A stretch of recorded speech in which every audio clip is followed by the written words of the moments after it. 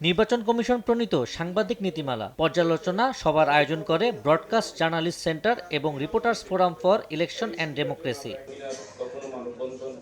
সবাই আলোচকেরা বলেন, গণমাধ্যম কর্মীরা এই নীতিমালাকে প্রত্যাখ্যান করেছে।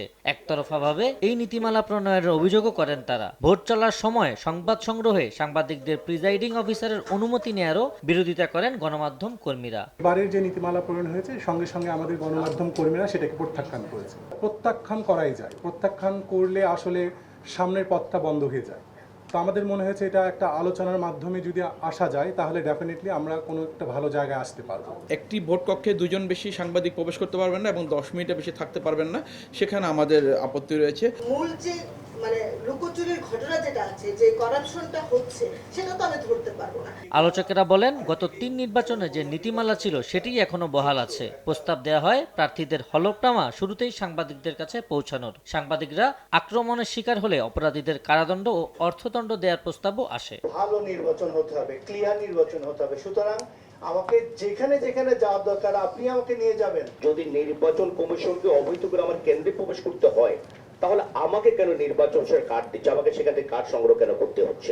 গুজব ও অপতথ্য রোধে অবাধ তথ্য সরবরাহের জন্য সারা দেশে মিডিয়া সেল গঠনের পাশাপাশি নীতিমালা সংশোধন না হলে আন্দোলনের হুঁশিয়ারিও দেন গণমাধ্যম কর্মীরা।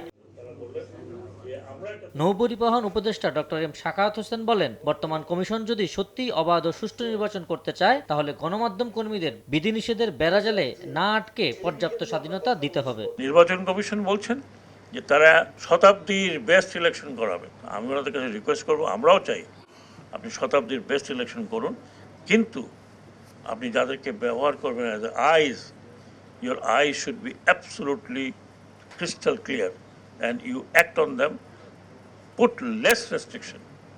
যেখানে শুধু ডিসিপ্লিন করা দরকার সেটুকু ছাড়া বাকিটুকু ডোন্ট অ্যালাউ বা ডোন্ট গিভ রেস্ট্রিকশন। ভোটকেন্দ্রে সাংবাদিকদের 10 মিনিটের বেশি অবস্থান করতে না দেওয়ার নিয়ম স্বচ্ছতাকে প্রশ্নবিদ্ধ করবে বলে মনে করেন আলোচকেরা। আবু সাইদ নিশান, সময় সংবাদ, ঢাকা।